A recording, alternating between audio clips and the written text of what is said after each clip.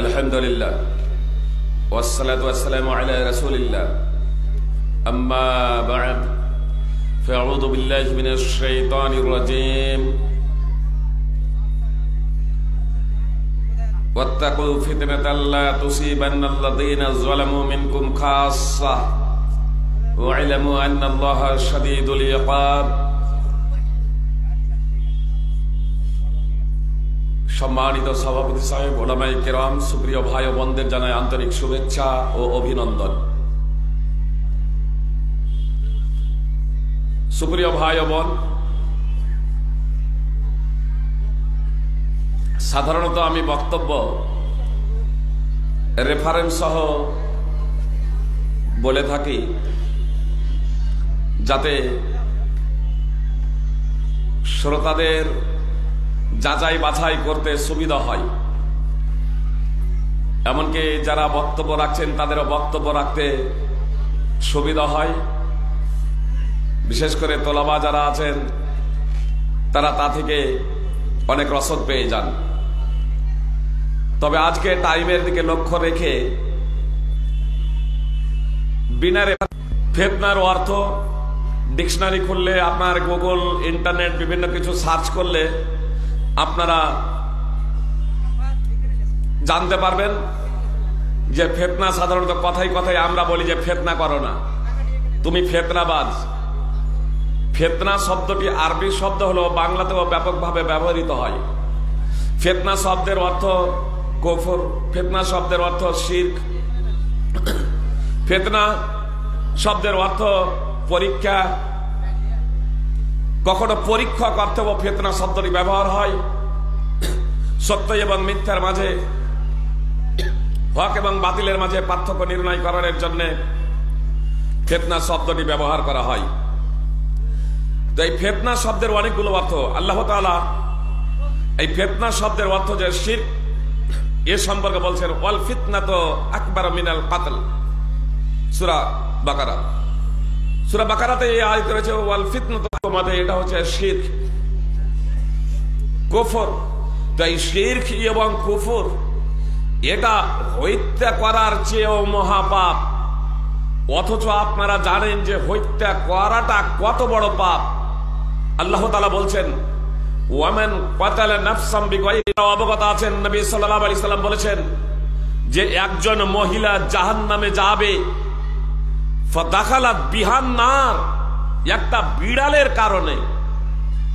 মানে একটা বিড়ালকে বেঁধে রেখেছিল, ক্ষুধার্ত অবস্থায় মারা গিয়েছিল।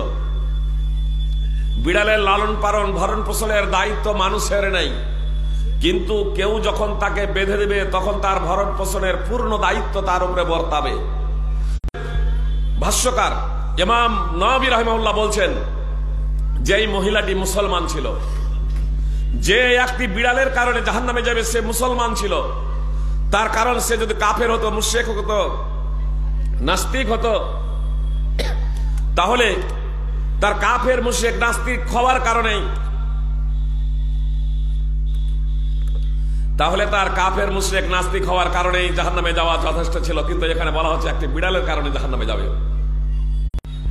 আজকে আমাদের প্রত্যেকের ঘরে কম বেশি শিরক রয়েছে, ব্যাখ্যা বিশ্লেষণ দেওয়ার সময় নেই। আমি শুধু আমরা সবাই জানি মূর্তি পূজা করা, পাথর প্রতিমা পূজা করা, চন্দ্র সূর্য গ্রহ নক্ষত্রের পূজা করা, তথা আল্লাহ ছাড়া কাউকে সাজদা করা, এগুলো হলো শিরক। আর এর কারণে একজন মানুষের ঈমান এবং ইসলাম বিনষ্ট। শিরক করল। মুহাম্মদ সাল্লাল্লাহু আলাইহি সাল্লাম এবং শিরকের মাঝে পার্থক্য নির্ণয়কারী হলো নামাজ ছেড়ে দেওয়া। যে ব্যক্তি নামাজ ছেড়ে দিল সে শিরক করলো। তাহলে শিরক, যে ব্যক্তি নামাজ পড়ে না সেও শিরক করছে। সুপ্রিয় ভাই বোন, আমাদের সমাজে আজ এই ফিতনাতে ভরে গিয়েছে। আমাদের সন্তান সন্ততি কি নিতে হবে না? ধন সম্পদ কি আমাদের উপার্জন করতে হবে না? এর তাৎপর্য তা নয়। আসলে ফিতনার অর্থ আমি বলেছি অনেক। পরীক্ষা, ধন সম্পদ এবং সন্তান সন্ততি একদিকে যেমন আল্লাহ তাআলার পক্ষ থেকে আমাদের উপরে নিয়ামত, অপরদিকে এই বিষয়গুলো আমাদের জন্য পরীক্ষা, জাহান্নামে যাওয়ার মাধ্যম। সন্তান সন্ততির মায়া মমতা এবং সন্তান সন্ততির চাহিদার কাছে আমরা যদি প্রবৃত্তির অনুসরণ করত, আল্লাহ তাআলার বিধানকে বিসর্জন দিই, তাহলে এই সন্তান সন্ততি জাহান্নামে যাওয়ার আমাদের মাধ্যম। ধনসম্পদ, এই ধনসম্পদ পার্থিব মোহে পড়ে পার্থিব লক্ষ্য উদ্দেশ্যই যদি আমাদের মূল লক্ষ্য হয়ে যায়, তাহলে হালাল হারামের আমরা তখন আর পরোয়া করি না যে কোনটা হালাল আর কোনটা হারাম। তখন আমরা ফিতনায় নিমজ্জিত হই, হারাম পন্থায় উপার্জন করি। এ সম্পদ তখন আমাদের জন্য জাহান্নামে যাওয়ার মাধ্যম। সুপ্রিয় ভাই এবং বোন, এজন্য আমাকে আপনাকে সম্পদ উপার্জন করতে গিয়ে আল্লাহ তাআলাকে স্মরণ রাখতে হবে, যাতে হালাল পন্থায় আমরা উপার্জন না করি, হালাল জাতের পন্থায় আমরা উপার্জন না করি, এবং আমাদের সন্তান সন্ততির চাহিদার কারণে, সন্তান সন্ততির দাবির কারণে আমরা যাতে কখনো আল্লাহর পথ থেকে বিচ্যুত না হয়ে যাই, এ বিষয়ে আমাদেরকে সার্বিকভাবে সতর্ক থাকতে হবে। সুপ্রিয় ভ্রাতৃবৃন্দ, আল্লাহ তাআলা বলছেন, ওয়াত্তাকু ফিতনাতাল লা তুসিবান্নাল্লাযীনা যালামু মিনকুম খাসসা, তোমরা সেই ফিতনা থেকে বাঁচো যা তোমাদের মধ্যে শুধু যারা জালেম তাদের আল্লাহ তাআলা কঠোর শাস্তি দাতা। সূরা আনফালের আয়াত। সুপ্রিয় ভ্রাতৃবৃন্দ, আল্লাহ তাআলা আমাদেরকে ফিতনা থেকে বাঁচতে বললেন। অত্র আয়াতে যে ফিতনা থেকে বাঁচতে বললেন, এই ফিতনার তাৎপর্য কি? মুফাসসিরিন ইকরাম বহু কথা উল্লেখ করেছেন। সময়ের স্বল্পতার কারণে আমি শুধু নির্যাসটুকু বলি, তা হলো এই যে সৎ কাজের আদেশ এবং অসৎ কাজে বাধা প্রদান না করার কারণে, সৎ কাজের আদেশ অসৎ কাজে বাধা প্রদান না করার কারণে আল্লাহ তাআলার পক্ষ থেকে শাস্তির অবতরণ। আজকে আমরা সেই শাস্তির কবলে জর্জরিত। সৎ কাজের আদেশ এবং অসৎ কাজে বাধা প্রদান না করলে আল্লাহ তাআলার পক্ষ থেকে শাস্তি আসবে। আব্দুল্লাহ ইবনে উমর রাদিয়াল্লাহু তাআলা আনহু বর্ণনাকারী, নবী সাল্লাল্লাহু আলাইহি সাল্লাম বলেছেন, মা লাম তাহকুম আইম্মাতুহুম বিকিতাবিল্লাহ ওয়া ইয়াতাখায়্যারু মিম্মা আনজালাল্লাহু ইল্লা জাআলাল্লাহু বাসাহুম বাইনাহুম।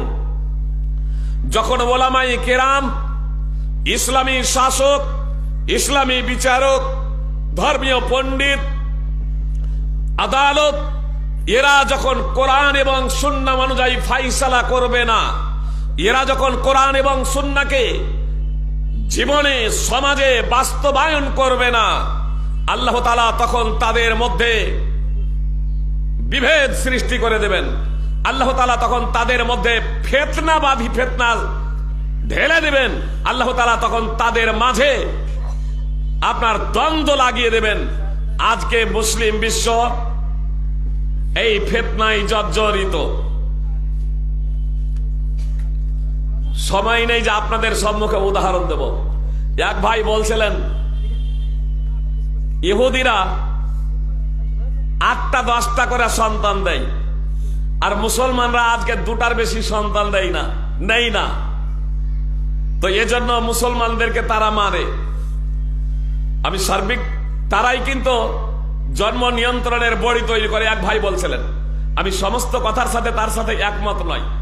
শুয়ারের বাচ্চা অনেক হয়, কুকুরের বাচ্চা অনেক হয়, হয় না? হয় না? তো পৃথিবীতে শুয়ার কত দেখতে পাচ্ছেন, কুকুর কত দেখতে পাচ্ছেন। ছাগলের বাচ্চা 2টা করে হয়, 3টা করে হয়, গরুর বাচ্চা 1টা করে হয় সাধারণত।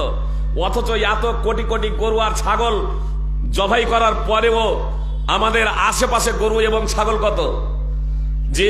তো বলছে ইহুদিরা 10টা 15টা করে সন্তান নেই, আর মুসলমানরা নেই না। তারপরেও পৃথিবীতে প্রায় 200 কোটি মুসলমান, আর ইহুদি পৃথিবীতে প্রায় 1 কোটি থেকে কিছু বেশি। অথচ ইহুদিরা আগে থেকেই অবস্থান করছে পৃথিবীতে। এই হিসাবে এখন আমি আপনাদের মিলাতে চাই না। আমি শুধু আপনাদের এতটুকু বলতে চাই, সুপ্রিয় ভাই বোন, এবং এর দ্বারা এটা নেবেন না যে আমি জন্ম নিয়ন্ত্রণ পুরোপুরিকে সমর্থন করছি। মায়ের যদি সমস্যা থাকে, শারীরিক দুর্বলতা থাকে, সেটা স্বতন্ত্র ব্যাপার। অন্যথায় প্রবৃত্তির অনুসরণ করতো, মনের দাসত্ব করতো, ওহির বিধানকে পশ্চাতে আমাদেরকে নিক্ষেপ করলে চলবে না। আল্লাহ তাআলার রাসূল, আল্লাহর রাসূল সাল্লাল্লাহু আলাইহি সাল্লাম স্পষ্টই জীবন পরিচালিত করবে না, পরিবারকে পরিচালিত করবে না, সমাজকে পরিচালিত করবে না। আল্লাহর বিধানকে স্বতঃস্ফূর্তভাবে যখন মেনে নেবে না, আল্লাহ তাআলা তখন তাদের মাঝে দ্বন্দ্ব বাঁধিয়ে দেবেন। আজকে দেখুন, একটা পরিবারে অশান্তি বিরাজ করছে, স্বামী স্ত্রীর মাঝে দ্বন্দ্ব, আলেমে আলেমে দ্বন্দ্ব, পাড়া প্রতিবেশীতে দ্বন্দ্ব, মুসলিম সমাজে দ্বন্দ্ব, এ দ্বন্দ্ব আমাদের অব্যাহত ধারায় চলতেই আছে। এগুলো কেন? এগুলো হচ্ছে এজন্যই যে আল্লাহ তাআলা যে বিধান অবতীর্ণ করেছিলেন পবিত্র কোরআন এবং সুন্নাহর মাঝে অবিকল রূপে আজকেও আছে, সেটাকে আমরা স্বতঃস্ফূর্তভাবে মেনে নিতে পারিনি। বলবেন ফাইজি সাহেব কি বলছেন? আমি তো নামাজ পড়ি, আমি রোজা রাখি, আমি যাকাত দিই, চোখে দেখছি বাড়িতে আগুন লেগেছে। আমার পরিবারকে বাঁচানোর জন্য আমি কতটুকু প্রচেষ্টা করব? সর্বাত্মক প্রচেষ্টা। যদি আমি বৃদ্ধ হই, নিজে যদি তাদেরকে ঘুম থেকে জাগাতে না পারি, ডাকা হাঁকার মাধ্যম দিয়ে আগুন জ্বলছে বাড়িতে, তাহলে পাড়া প্রতিবেশীর সহযোগিতা নিয়ে আমার পরিবারকে আগুন থেকে উদ্ধার করব, তাই না? তো এই পৃথিবীর আগুনটা তো ছিল ক্ষণস্থায়ী, পৃথিবীর আগুনটা ক্ষণস্থায়ী, এই জীবনটাও ক্ষণস্থায়ী। এটা আপনাদের আর বোঝাতে হবে না।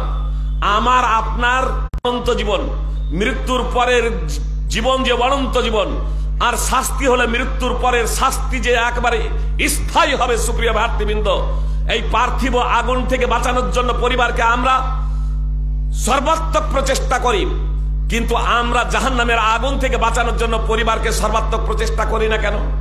ন্যূনতম প্রচেষ্টাটুকু আমাদের নেই। ন্যূনতম প্রচেষ্টা, তাদেরকে বাঁচানোর জন্য ন্যূনতম প্রচেষ্টা আমাদের নেই। আপনাদেরকে জিজ্ঞেস করছি, বেনামাজি যদি মারা যায় কোথায় যাবে? আপনাদেরকে জিজ্ঞেস করছি, বেনামাজি মারা গেলে যাবে কোথায়? জাহান্নামে। আল্লাহ কোরআনে বলেছেন, মুহাম্মদ সাল্লাল্লাহু আলাইহি সাল্লাম হাদিসে বলেছেন, আমার আপনার সন্তান সন্ততি, আমার আপনার আত্মীয় স্বজন বেনামাজি, অথচ আমি তাদেরকে সৎ কাজের আদেশ এবং অসৎ কাজে বাধা প্রদান করি না কেন? তিনে নেত্র আমরা বলি না? তিনে নেত্র, নেত্র মানে চোখ, মানে দুই চোখ আর অন্তর্চক্ষু, এটা হচ্ছে তিনে নেত্র। কথা একটু মনোযোগ দিয়ে শুনবেন। আসলে দুই চক্ষুতে পার্থিব বিষয়টাকে আমরা দেখছি, তো হৃদয়ে প্রকম্পন সৃষ্টি হচ্ছে, আমার চোখের সামনে আমার ছেলে মেয়ে আগুনে জ্বলবে না, এটা জ্বলতে পারে না। তাদেরকে বাঁচানোর জন্য আমরা তৎপর এবং সর্বাত্মক প্রচেষ্টা করছি। সুপ্রিয় ভাই এবং বোন, যদিও আমরা জানছি চূড়ান্ত বাস্তব তাওহীদপন্থী বানানোর জন্য, ইমানদার বানানোর জন্য আমরা প্রচেষ্টা করি না কেন? আমি আপনাদের বলেছি, নামাজ পড়াই না যথেষ্ট নয়। আপনি নামাজি হলেন, আপনি রোজাদার হলেন, কিন্তু আপনি জ্ঞানার্জন করেননি, আপনি বিদ্যার্জন করেননি। তাহলে আপনি যে জ্ঞানার্জন করেননি, বিদ্যার্জন করেননি, আপনার নামাজ পড়েও সেই নামাজের দ্বারা আপনি আল্লাহ তাআলার সন্তুষ্টি অর্জনে ব্যর্থ হবেন। তার কারণ আপনার ঈমান নেই। ঈমানের জন্য শর্ত হলো বিদ্যার্জন করা, ঈমানের জন্য শর্ত হলো জ্ঞানার্জন করা। আর এর একটা আপনাদের উদাহরণ দিয়ে দিই, যে আমাদের স্বরাষ্ট্রমন্ত্রী, আমাদের মতোই একজন মানুষ, অমিত শাহ, আসামে এনআরসি হলে তিনি পশ্চিমবঙ্গে ঘোষণা দিলেন পশ্চিম বাংলার মাটিতেও এনআরসি হবে। তখন আমাদের অন্তর প্রকম্পিত হয়েছিল না, হয় নাই? আমাদের অন্তর কেঁপে গিয়েছিল। তাহলে আমাদের মতোই একটা লোক যখন বলল এনআরসি হবে, আমাদের অন্তর প্রকম্পিত হলো। আমরা নিজেদের আধার কার্ড, ভোটার কার্ড মটল হবে না। সুপ্রিয় ভ্রাতৃবৃন্দ, সেই মহান আল্লাহ তাআলা যখন সময়ের শপথ করেও বলছেন, ইন্নাল ইনসানা লাফি খুসর, নিশ্চয়ই সকল মানুষই ক্ষতির মধ্যে রয়েছে, নিশ্চয়ই সকল মানুষই ক্ষতিগ্রস্ত। আল্লাহ তাআলার এ বাণী শুনে খুব মনোযোগ দিয়ে শুনুন। যদি মানুষের হৃদয়ে যদি প্রকম্পন সৃষ্টি না হয়, তাহলে এরা কারা জানেন? অমিত শাহ যখন বলেছিল, জীবন যাপন করেছিল অমিত শাহর কথা শোনার পরেও, তাই না? তা আমি তো আপনাদেরকে বলতে পারি না যে আপনারা পাগল, যেখানে একটা মানুষের কথা শুনে অন্তরে প্রকম্পন সৃষ্টি হয়। আল্লাহর মহত্ব এবং বড়ত্ব, তার শাস্তির ভয়ে আমার আপনার যদি অন্তর যদি না কাঁপে, তাহলে জেনে রাখবেন আমার অন্তরটা মরে গেছে, আমার অন্তরটাই মরিচিকা পড়ে গেছে। আমাদের পাপাচারের কারণে আমার অন্তর যেহেতু কালো হয়ে গেছে, অন্তর অন্ধকারাচ্ছন্ন হয়ে গেছে, যে কারণে আমার অন্তরে আল্লাহর ভয় প্রবেশ করছে না, আমার আপনার অন্তরে প্রকম্পন সৃষ্টি হচ্ছে না। আল্লাহ তাআলা স্পষ্ট ভাবে বলছেন, ইন্নামাল মুমিনুনা ইযা যুকিরাল্লাহু ওয়াজিলাত কুলুবুহুম ওয়া ইযা তুলিয়াত আলাইহিম আয়াতুহু যাদাতুহুম ঈমানা। নাম উচ্চারণ করা হলে তার বড়ত্বের কারণে, তার মহত্বের কারণে, তার শাস্তির ভয়ে ঈমানদারদের অন্তর প্রকম্পিত হয়ে যায়, মুসলমানদের অন্তর প্রকম্পিত হয়ে যায়। ওয়াইদা তুলিয়াত আলাইহিম আয়াতুহু যাদাতুহুম ঈমানা। আর যখন তাদের সম্মুখে যখন কোরআন তেলাওয়াত করা হয়, আল্লাহর বাণী তেলাওয়াত করা হয়, তখন তাদের ঈমান বৃদ্ধি হয়ে যায়। ঈমানদারদের ঈমান বৃদ্ধি হবে সুপ্রিয় ভাই এবং বোন, সূরা আনফালের আয়াত।